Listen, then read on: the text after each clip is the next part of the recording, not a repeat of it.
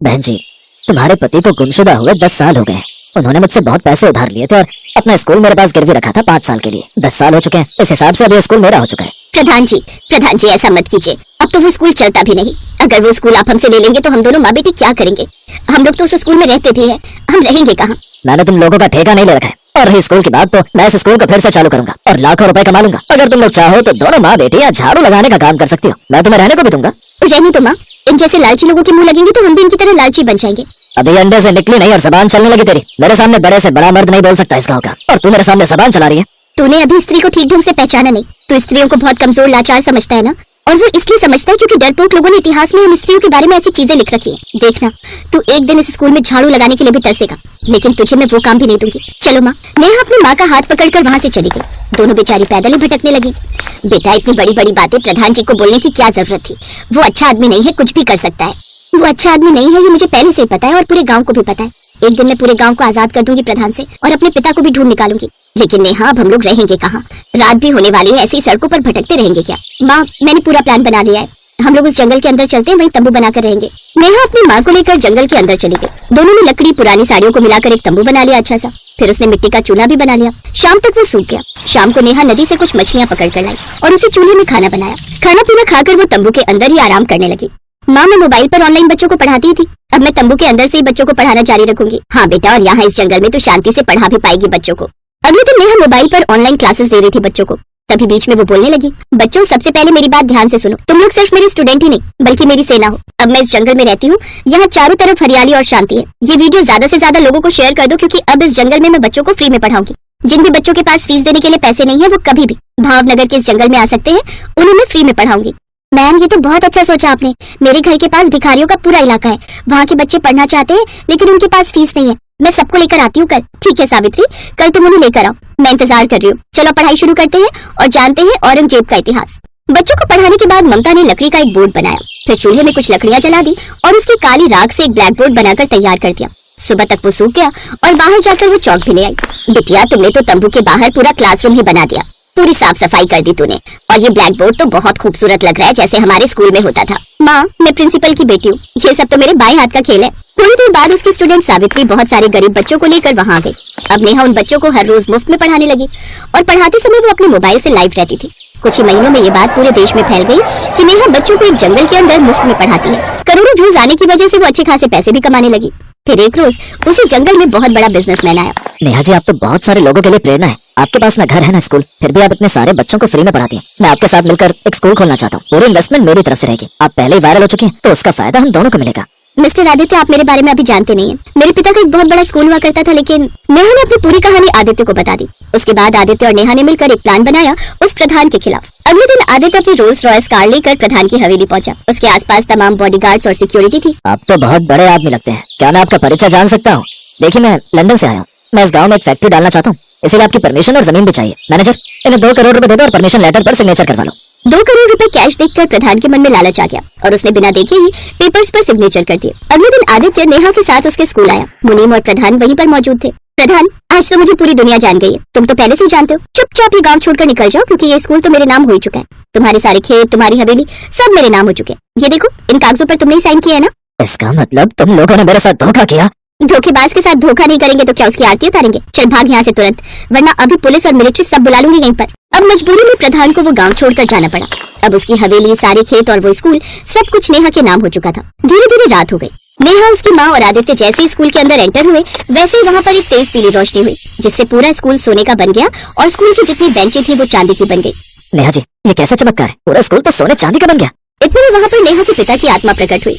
ममता, नेहा, आज मैं बहुत खुश हूँ कि तुम लोगों ने मेरा बदला ले लिया। इस प्रधान ने मुझे अगवा करके इस स्कूल के तहखाने में डाल दिया था, ताकि वो स्कूल तुम लोगों से हड़प सके। मैंने खुद को बचाने की बहुत कोशिश की, लेकिन नहीं बचा पाया और ये दुनिया छोड़कर चला गया। पर अब मुझे शांति मिल चुकी है। आप इस तरह हमें छोड़कर नहीं जा सकते। पापा, भगवान से बोलकर आप वापस लौट आइए ना। ये सब कुछ मैंने आपको पाने के लिए तो किया था। बेटी, मैंने ऊपर वाले से बहुत प्रार्थना की, लेकिन वो मेरी बात नहीं माने। उसके बदले उन्होंने हमारे स्कूल को सोने चांदी का बना दिया है। अब इस स्कूल को देखने के लिए लोग देश विदेश से आएंगे, और स्कूल को देखने के लिए तुम उनसे लाखों रुपए चार्ज कर सकती हो। बाकी तुम तो बिजनेस माइंडेड हो ही, मुझे कुछ बताने की जरूरत नहीं है। इतना बोलकर उनकी आत्मा वहाँ से गायब हो गई। अब नेहा अपनी माँ के साथ खुशी खुशी रहने लगी। आदित्य ने सोने चांदी के स्कूल के पास ही एक दूसरा स्कूल भी खोल लिया कुछ ही सालों बाद। नेहा, मैं इतना बड़ा बिजनेसमैन तो बन गया हूँ, लेकिन मेरे आगे पीछे कोई नहीं है। अब मैं भी अपना परिवार बसाना चाहता हूँ और मुझे लगता है तुमसे अच्छी लड़की मेरे लिए कोई नहीं मिलेगी। क्या तुम मुझसे शादी करोगी? आदित्य, मुझे भी आपका नेचर और आपका बिहेवियर बहुत पसंद है, लेकिन आपको मेरी माँ से मेरा हाथ मांगना पड़ेगा। माँ ने सब कुछ सुन लिया है। मैं तो कब से चाह रही थी कि तुम दोनों शादी कर लो, क्योंकि तुम दोनों की जोड़ी धमाल कर सकती है। कल ही पंडित जी को बुलाकर तारीख तय कर लेते हैं। अगले दिन ममता ने पंडित जी को बुलाया। पंडित जी ने दोनों की कुंडली देखी और कहा, आप दोनों को तो बहुत पहले शादी कर लेनी चाहिए थी। अगर आप लोगों ने अगले 3 दिन से पहले शादी नहीं की तो उसके बाद पूरे 10 महीने तक कोई दूसरा मुहूर्त नहीं है। पंडित जी, आप फिक्र मत कीजिए उसकी, हम लोग परसों ही शादी करेंगे। तो इस तरह 2 दिन बाद नेहा ने आदित्य से शादी कर ली और उसे गांव में खुशी खुशी अपनी जिंदगी बिताने लगी।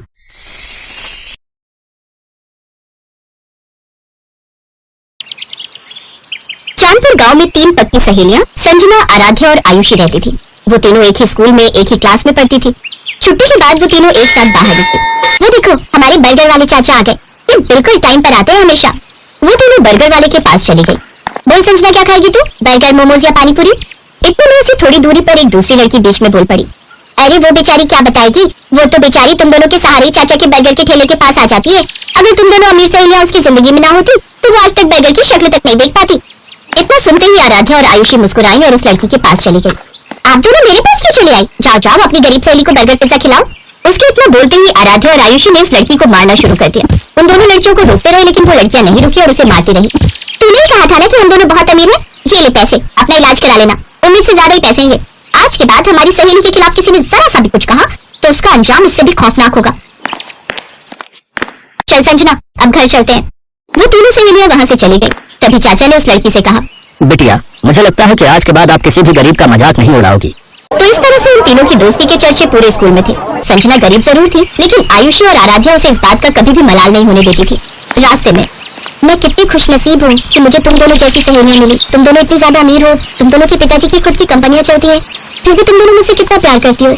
तुम दोनों को तो किसी बड़े अमीरों वाले स्कूल में पढ़ना चाहिए। अगर आगे से खुद को गरीब कहा तो मैं तेरा भी वही हाल करूंगी जो उस लड़की का किया था।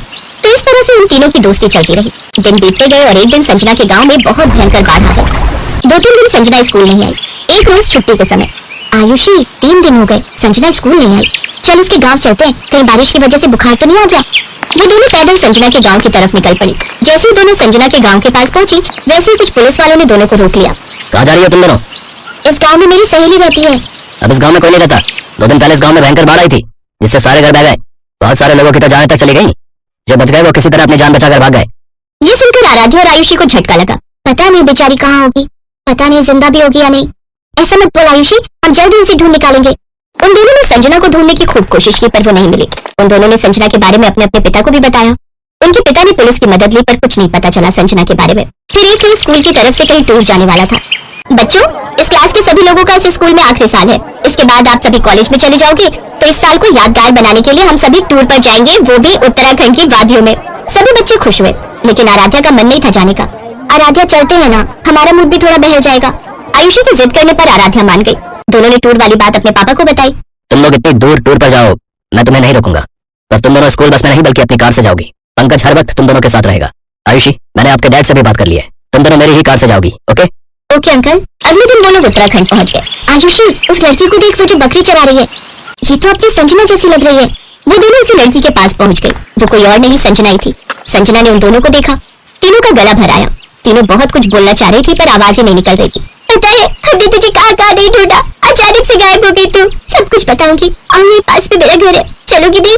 क्यों नहीं चलेगी? हाँ चल चले। तीनों कार में बैठकर संजना के घर पहुंच गई। उसका घर कुछ खास अच्छा नहीं था। संजना के माता पिता ने खिड़की से उस कार को बाहर देख लिया और वो डर गए। ये इतनी बड़ी कार तो हमारे घर की तरफ आ रही है, कहीं ये लोग बैंक की तरफ से तो नहीं आए हैं? इनका आना तो बनता ही है। अगर हम टाइम पर लोन जमा कर देते तो ये लोग नहीं आते। अब ये लोग हमारे घर का सारा सामान उठाकर ले जाएंगे।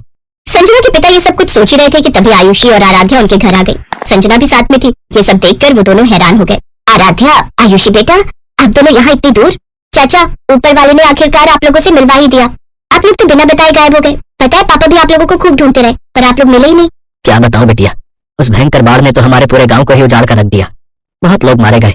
किसी तरह अपनी जान बचाकर हम लोग भागे। महीनों लग गए रुकने का सहारा ढूंढते ढूंढते। फिर यहाँ उत्तराखंड में एक दोस्त ने मेरी एक पेट्रोल पंप पर नौकरी लगवा दी। फिर लोन लेकर हमने ये छोटी सी झोपड़ी बना ली है। शकुंतला, मुझे तो यकीन ही नहीं हो रहा है कि जो मैं देख रहा हूँ वो सच है या कोई सपना। सही कहा आपने। ये दोनों बहुत बड़े घर की बेटियां हैं, फिर भी हमारी संजना से इन्होंने आज तक दोस्ती नहीं तोड़ी। अगर पूरा देश ऐसा ही हो जाए तो ये देश फिर से महान बन जाएगा। अम्मा, तुम तो जानती हो कि ये दोनों मेरी बचपन की सहेलियां हैं। हम तीनों को पूरा स्कूल जानता था। एक बार तो मुझे किसी ने गरीब कह दिया तो इन दोनों ने उसकी खोपड़ी फोड़ दी। तुम तीनों की दोस्ती देखकर तो मुझे अपना पुराना भारत याद आ गया। अच्छा, तुम तीनों गप्पे मारो, मैं सबके लिए चाय बनाकर लाती हूँ।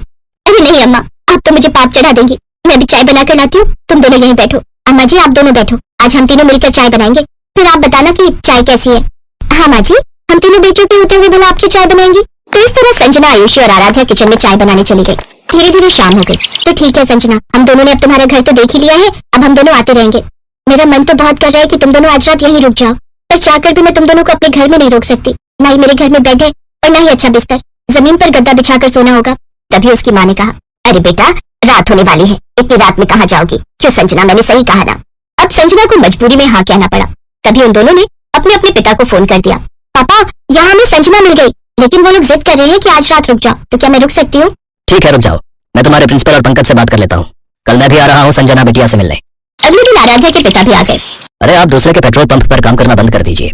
मैंने अपने गांव के पास ही पेट्रोल पंप खोला है, आप लोग वहीं वापस चलिए, क्योंकि वो पेट्रोल पंप आपको ही मैनेज करना है। तो कुछ महीने बाद वो लोग अपने पुराने गांव वापस आ गए। संजना के पिता पेट्रोल पंप के मैनेजर बन गए, तो संजना की गरीबी भी खत्म हो गई और वो सब खुशी खुशी रहने लगे।